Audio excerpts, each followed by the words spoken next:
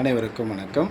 Welcome to lotus NEET biology Tamil YouTube channel. நம்முடைய YouTube சேனலில் நம்ம இன்றைக்கி பார்க்க போகிற வீடியோ பிடி அசிஸ்டன்ட் பிஆர்டி எக்ஸாம் 2026. நம்ம பார்த்தாக்கா ஆல்ரெடி நம்மளுடைய யூடியூப் சேனலில் ஒரு வீடியோ ஒன்று அப்லோட் பண்ணோம்.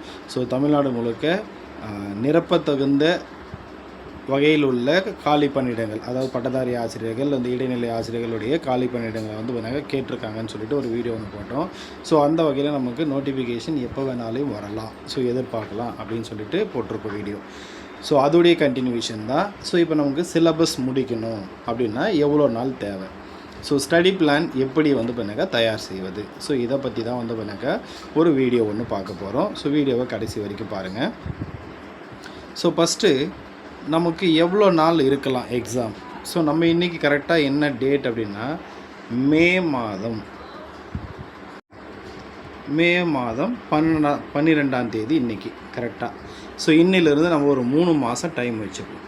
ஸோ 3 மாதம் கிடைக்குமான்னு எனக்கு தெரியல, சொல்கிறேன். ஃபார் எக்ஸாம்பிள் மேனாக்கா ஜூன் 12, ஜூலை 12, ஆகஸ்ட்டு 12, அப்போ மொத்தம் பார்த்தாக்கா 90 நாள் போட்டிருக்கேன். நமக்கு ஆகஸ்ட்டு 15க்கு அப்புறம் எக்ஸாம் வரும்னு ஒரு தோராயமாக வச்சுப்போம். இல்லை ஒரு 4 மாதம் கூட நம்ம ஒரு 90 நாள் டைம் வச்சுப்போம். இப்போ நம்ம 90 நாளில் எவ்வளோ நாளில் நம்ம சிலபஸை முடிக்கணும். ஸோ நம்ம என்னெல்லாம் படிக்கணும் ஃபஸ்ட்டு. ஸோ நம்ம மேஜர் 10 யூனிட்டு சரிங்களா, ப்ளஸ்ஸு தமிழ் தகுதி தேர்வு old book plus new book சரிங்களா. இது ரெண்டும் போட்டு கன்ஃபியூஸ் பண்ணிக்காதீங்க. ஓல்டு புக்குன்றது 9 இயரில் இருக்கும், நியூ புக் அப்படின்றது ஐ திங்க் 7 இயரில் இருக்கும்னு நினைக்கிறேன். 7 or 6 தெரியல. ஸோ 7 இயரில் இருக்கும். மோராலஸ் மொத்தமே சேமாக தான் இருக்கும். ஒரு சின்ன சின்ன நியூ டாபிக்ஸ் மட்டும் ஆட் பண்ணியிருப்பாங்க. நியூ டாபிக்ஸ்லேருந்து ஃப்ரீக்வெண்ட்டாக நம்ம கொஷின் கேட்டுக்கிட்டே தான் இருப்பாங்க. ஸோ இப்போ நம்ம படிக்க வேண்டியது பார்த்தாக்கா ஒரு தமிழ் புக் கம்பல்சரி படிக்கணும், 10th தமிழ் புக் படிக்கணும், ப்ளஸ் பார்த்தாக்கா மேஜர் 10 யூனிட் படிக்கணும்.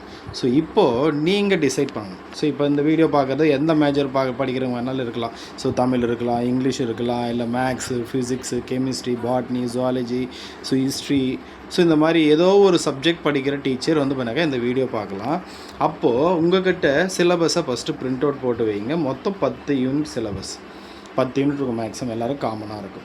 ஸோ இப்போ அந்த 10 யூனிட்டில் எந்த யூனிட் ஈஸியாக இருக்குது. இப்போ ஃபார் எக்ஸாம்பிள் பார்த்தாக்கா 7th யூனிட், ஏதோ ஒரு யூனிட் 7th யூனிட் பார்த்தாக்கா ஈஸியாக இருக்குது அப்படின்னா அதை முடிக்கிறதுக்கு எத்தனை நாள் தேவைப்படும், ஒரு 10 நாள் தேவைப்படும்னு வச்சுக்கோங்க. ஸோ ஒரு யூனிட்டை நம்ம குறைஞ்சது என்ன பண்ணணும் அப்படின்னா 10 நாள் இல்லை, அதிகபட்சம் 10 நாள், மினிமம் பார்த்தாக்கா ஒரு 8 டேஸுக்குள்ளே முடிக்கிற அளவுக்கு பிளான் போடணும். ஏன்னா நான் சொல்லிட்டேன்,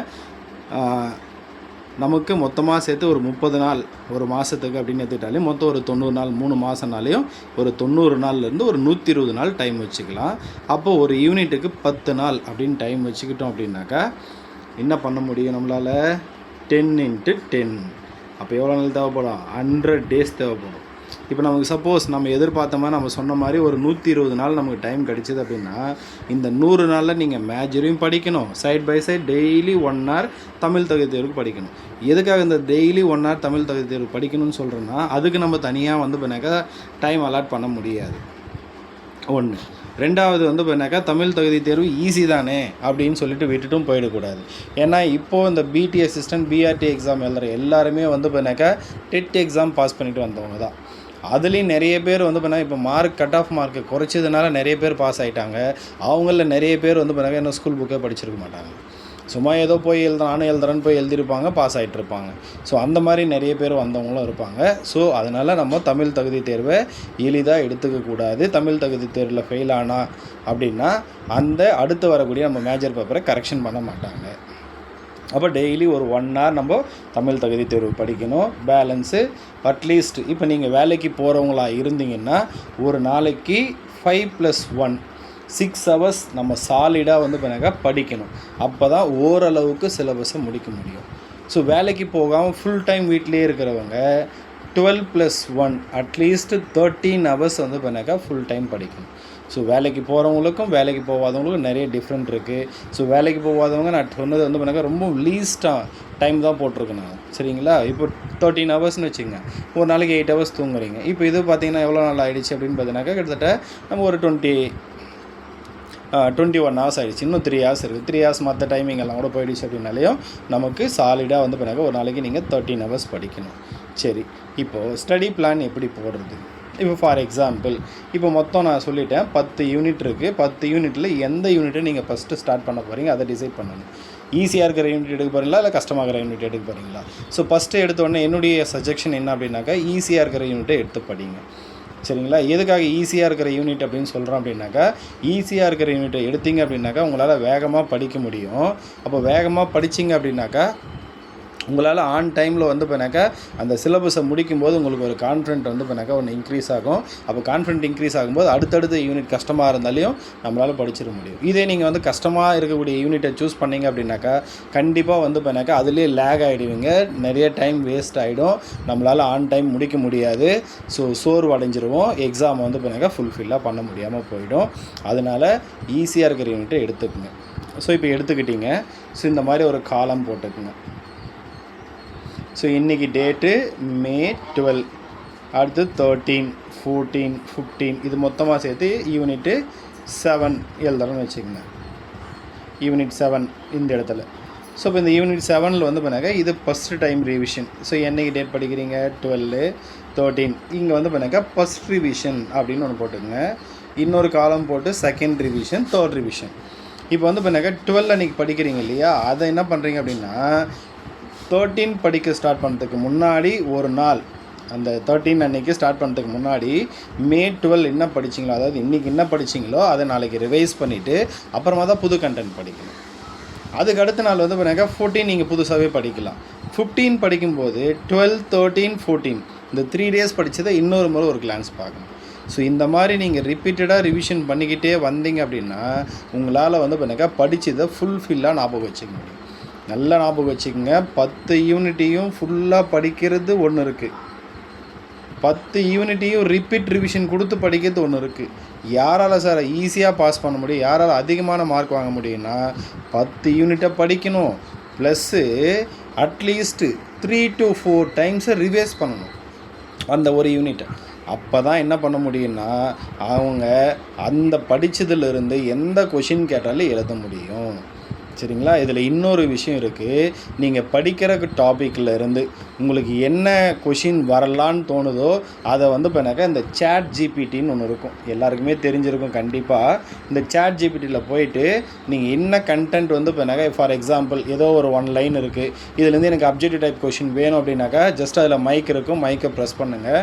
அந்த 1 லைனோ இல்லை 5 லைன் இருக்கும், 5 லைனை படிச்சுட்டு கிவ் MCQs வித் ஆன்சர்னு கொடுத்துருங்க.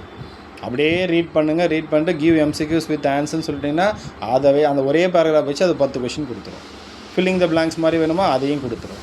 ஸோ அப்போது நீங்கள் அந்த சேட் ஜிபிடி யூஸ் பண்ணிங்க அப்படின்னாக்கா நம்ம நிறைய டைம் வந்து பண்ணாக்கா கொஷின் எழுதி பார்க்கறதுக்கு ஈஸியாக இருக்கும். நம்ம ஒரு சென்டரை யூஸ் அதில் ஏதாவது உங்களுக்கு ரொம்ப இம்பார்ட்டண்ட்டாக தெரிஞ்சதுனாக்கா அதை வந்து ஜஸ்ட் ஒரு பேப்பரில் எழுதி வச்சுங்க, அந்த கொஷினை 1 லைனர் மாதிரி எழுதி வச்சுங்க. அப்போ உங்களுக்கு வந்து பண்ணாக்கா அதை திரும்ப திரும்ப நம்ம ரிவைஸ் பண்ணும்போது கண்டிப்பாக இருக்கும். ஸோ அடுத்து வந்து பண்ணாக்கா நிறைய பேருக்கு ஒரு டவுட் வரும், இன்ஸ் எப்படி சார் எடுக்கிறது அப்படின்னு சொல்லிட்டு. இன்ஸை பொறுத்த வரைக்கும் இப்போ ஃபார் எக்ஸாம்பிள் இப்போ நான் வந்து இப்போ ஒரு டாபிக் சொல்கிறேன் உங்களுக்கு. இப்போது ஸ்பெஷல் குரோமோசோம் அப்படின்னு ஒன்று இருக்கும், ஸ்பெஷல் டைப் ஆஃப் குரோமோசோம். அதில் வந்து பண்ணாக்கா B குரோமோசோம்னு ஒன்று இருக்கும், M குரோமோசோம்னு ஒன்று இருக்கும், அடுத்தது பாலிட்டின் குரோமோசோம்னு ஒன்று இருக்கும், லாம்ப்ரோஸ் குரோமோசோம்னு ஒன்று இருக்கும். சரிங்களா? அது இல்லாமல் அது மொத்தம் ஒரு 4-5 டைப்ஸ் இருக்கும். ஸோ இப்போ நான் வந்து இப்போ என்ன பண்ணணும் அப்படின்னாக்கா இப்போ பாலிட்டின் குரோமோசோம் இருக்குது அப்படின்னா யார் கண்டுபிடிச்சாங்க, என்னால் ஈஸியாக ஞாபகம் வச்சு முடியும். பாலிட்டின் பால்பியானி அப்படின்னா ஒன்றும் பிரச்சனை இல்லை. லாம்ப்ரூஸ் குரோமோசோம் பிளம்மிங் கண்டுபிடிச்சார். இப்போ இதில் வேறு ஏதாவது வந்து பண்ணாக்கா நமக்கு கொஞ்சம் டவுட்டாக இருக்குமா, இது மறந்துடுமா. இப்போ இதே வந்து பண்ணாக்கா பாலிட்டின் குரோமோசோம் எந்த இயர் கண்டுபிடிச்சாங்க கொஷின் கேட்கலாம். அப்போது எந்த இயரோ அந்த இயரை மட்டும் என்ன பண்ணணும் எழுதி வச்சுக்கோங்க இன்ஸில். எந்த வேர்டு உங்களுக்கு மறந்துடும்னு தோணுதோ அந்த வேர்டை மட்டும் எழுதினா போதுமே தவிர இன்ஸில் 1 by 1 எல்லாத்தையும் எழுதி டைம் வேஸ்ட் பண்ணாதீங்க. அதனால் வந்து பண்ணாக்கா இன்ஸ் எடுக்கும்போது எவ்வளோக்கு எவ்வளோ சிம்பிளிஃபை. இப்போ 3 பக்கம் படிக்கிறீங்கன்னா 3 பக்கத்துக்கு சேர்த்து ஒரு ½ பேஜ் தான் இருக்கணும், ஒரு பேஜில் ஒரு ½ பேஜ் தான் இன்ஸ் இருக்கணும். அப்போ தான் வந்து பண்ண நம்மளால் என்ன பண்ண முடியும், இதை வச்சுக்கிட்டு அதை வச்சுக்கிட்டு நீங்கள் வந்து பண்ணாக்கா கிராஸ் செக் பண்ண கோத்ரோ பண்ணணும். அதை விட்டுட்டு நம்ம அதுக்கேற்ற அப்படியே பார்த்து எழுதிட்டு வந்தோன்னாக்கா டைம் தான் வேஸ்ட் ஆகும், நம்மளால் வந்து பண்ணாக்கா ஃபுல்ஃபில்லாக ரிவைஸ் பண்ணியும் முடிக்க முடியாது. ஸோ இது ஒன்று. ரெண்டாவது, ஸ்கூல் புக்கு படிக்கணுமா சார் அப்படின்னா, கண்டிப்பாக ஸ்கூல் புக்கு படிக்கணும். ஏன்னா ஸ்கூல் புக்கு எந்த மேஜராக இருந்தாலும், எனக்கு தெரிஞ்ச வரைக்கும் பாட்னி ஜுவாலஜியில் வருது, மற்ற மேஜர் வருதான்னு எனக்கு தெரியல. ஸ்கூல் புக்கிலேருந்து அட்லீஸ்ட் 30 கொஷின்ஸ் வரும். ஸோ ஏன்னா ஸ்கூல் புக்கு வந்து பண்ணாக்கா எம்எஸ்சி லெவலில் இருக்குது இப்போ இருக்கிற ஸ்கூல் புக்கு. ஸோ கண்டிப்பாக ஸ்கூல் புக்கிலேருந்து வரும். எடுத்து நீங்கள் டீட்டெயில்டாக உங்கள் கொஷின் பேப்பரை வச்சு அனலைஸ் பண்ணுங்கள். கண்டிப்பாக அதிலிருந்து இருக்கும். ஸோ இல்லைன்னா வந்து பண்ணாக்கா இல்லைனாலையும் உங்களுக்கு வந்து பேசிக்ஸை புரிஞ்சுக்கிறதுக்கு அந்த ஸ்கூல் புக்கு ரொம்ப இம்பார்ட்டண்ட்டாக இருக்கும். ஸ்கூல் புக்கையும் வச்சு படிங்க. அப்போ தான் உங்களால் வந்து பண்ணாக்கா ஃபுல் மார்க் வாங்க முடியும். ஃபுல் ஃப்ளெஜ்டாக வந்து பண்ணாக்கா படிக்க முடியும். அடுத்து வரக்கூடிய அந்த போஸ்டிங் ஆர்டர் இஷ்யூ பண்ணக்கூடிய அந்த ஃபங்க்ஷனில் கலந்துக்கவும் முடியும். நன்றி, வணக்கம்.